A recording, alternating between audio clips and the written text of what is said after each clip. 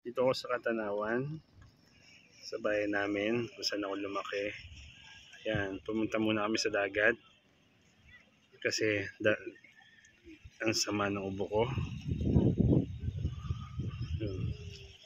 Pang ano din, gamot sa ubo. Ayan.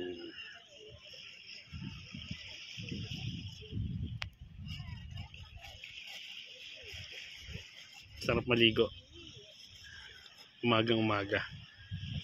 Mukhang matatanggal na ubo nito. 2 weeks na.